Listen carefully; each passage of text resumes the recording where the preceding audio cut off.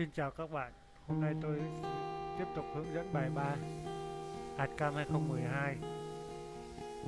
Một số công cụ tiếp tục để cho các bạn thiết kế 2D. Mở file mới ra. Các bạn mở file mới ra. Rồi, tôi sẽ hướng dẫn phần Fill Tool và phần Vector Tool và thêm một số như Position Compile ở Trim Vector một chút xíu ở những cái phần này. Phần này là cái phần mà nó khi mà chúng ta vẽ chúng ta rất là cần thiết để khi mà vẽ. Tôi sẽ vẽ một cái hình tôi sẽ vẽ một cái đường tròn trước.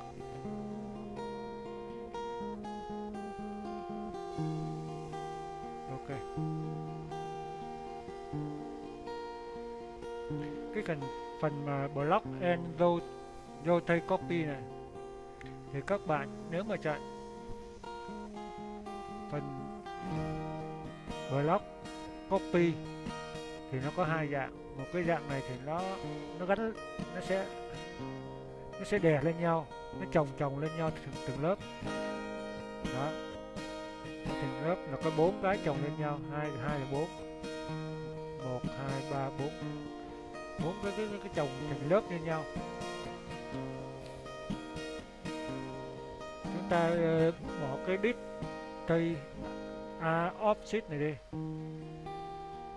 disk tensor offset, chúng ta chọn xuống disk tensor gaps. Đó, rồi chúng ta quay trở về undo lại.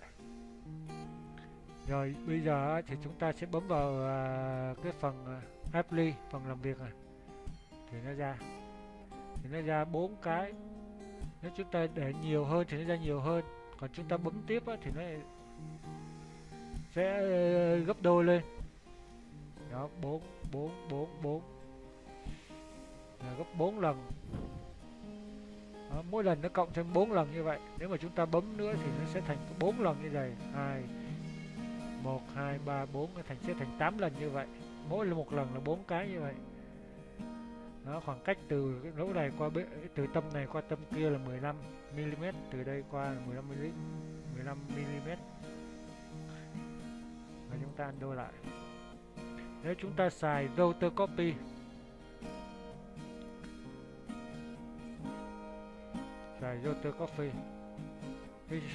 trước khi chúng ta đã định dạng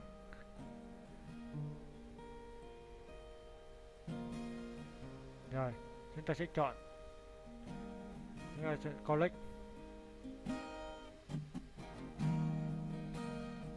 Đó, bây giờ chúng ta chọn tâm nó nằm đây, để đây. Và chúng ta bấm làm việc thì nó toàn bộ nó sẽ chọn, nó sẽ trong cái vòng đó, vòng tâm đó. Đó, thành ra khi mà chúng ta muốn vẽ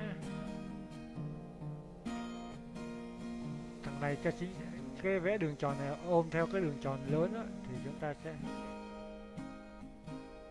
làm như sau.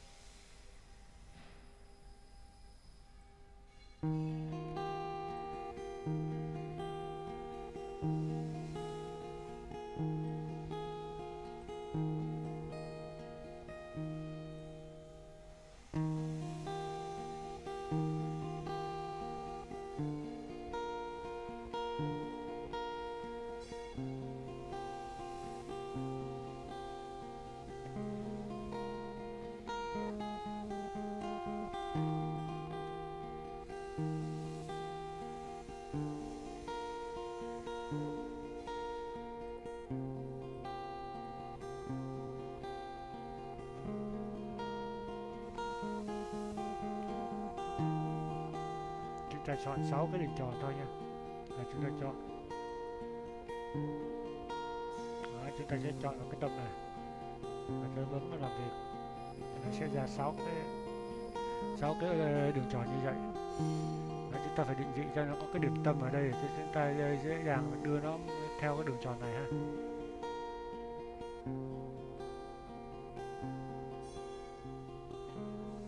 Phần kế tiếp là cái phần path along a cut, thì tôi sẽ vẽ một cái hình elip nó khó hơn những cái hình khác để cho các bạn dễ làm.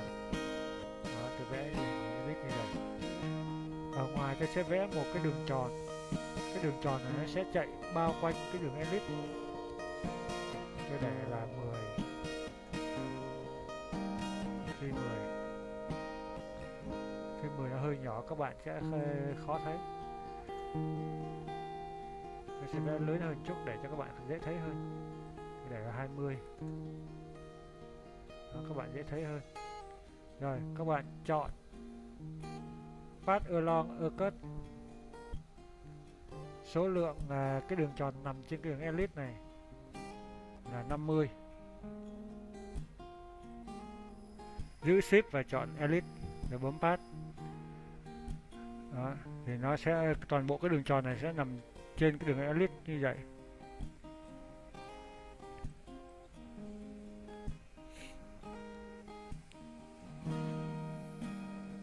Thêm một cái nữa, các bạn nhớ là cái phần fill tool thì tôi đã giới thiệu cho các bạn cái phần path along cut và cái phần block copy rotate. Đại khái là thế.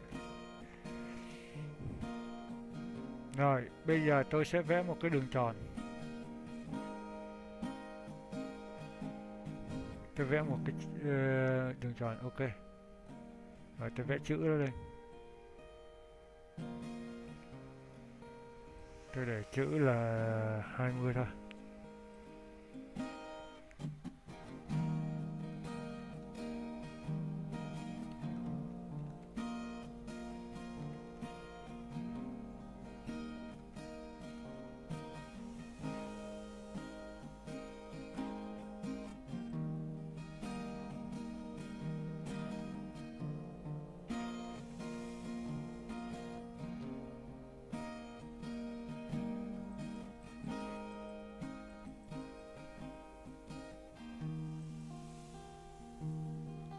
Cho kích thước nó lớn lên chút xíu. Tôi vẽ nhỏ cái đường tròn này lại.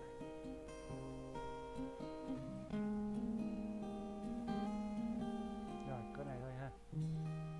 Các bạn khi mà thiết kế thì các bạn chú ý tới vấn đề kích thước, còn tôi hướng dẫn cho các bạn các cách thao tác, cách làm việc của các công cụ thì tôi sẽ vẽ không có đúng kích thước.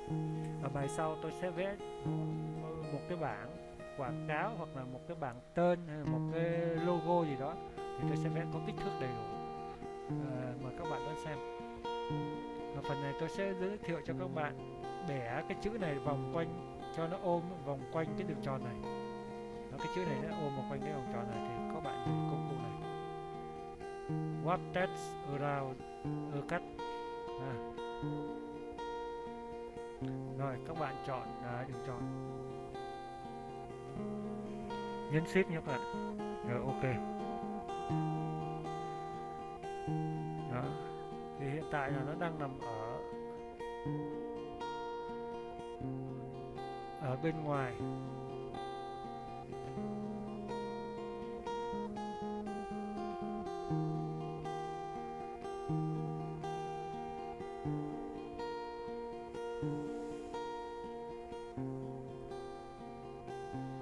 Đó. Bây giờ các bạn muốn bao phủ cái chữ này vòng quanh cái một nửa này, tất cả này vòng quanh.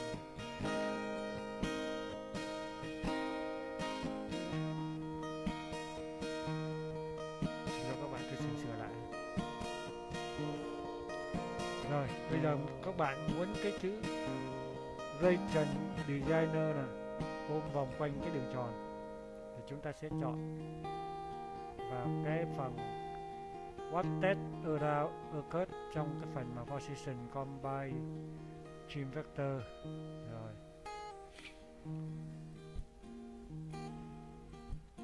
chúng ta chọn đường tròn.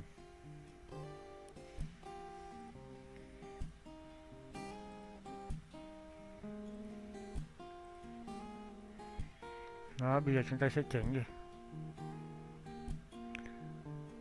Các bạn lưu ý nhé, nếu mà các bạn đánh dấu V ở đây á, thì là nó nằm trong. Không đánh dấu V nó nằm trong. Còn mà đánh dấu V á, thì nó nằm ngoài. Còn cái phần text element này thì các bạn chọn, các bạn thích chọn cái gì thì các bạn chọn ở đây. Cái kiểu phông chữ á. Đó, cái kiểu mà chữ nghiêng, chữ này kia, chữ dọc đó thì các bạn chọn đây.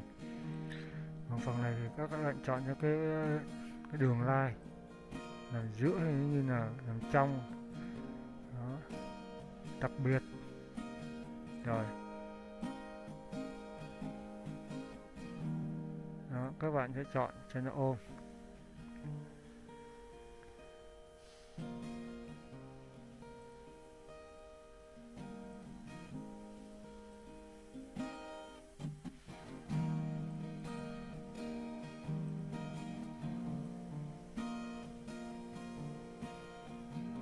Đó, bấm OK.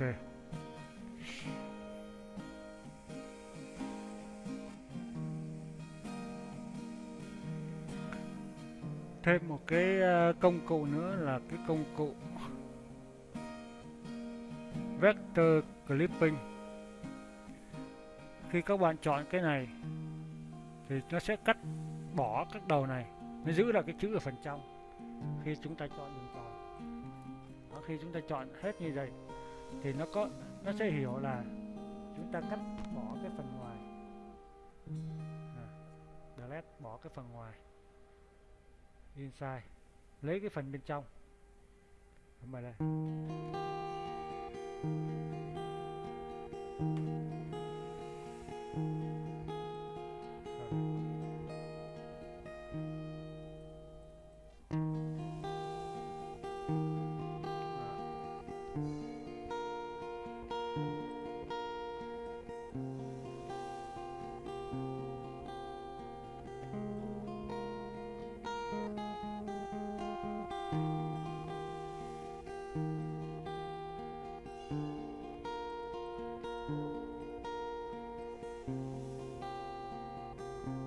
Cái này là bỏ bên trong, còn bọn chọn bên trên đó thì là bỏ bên ngoài á.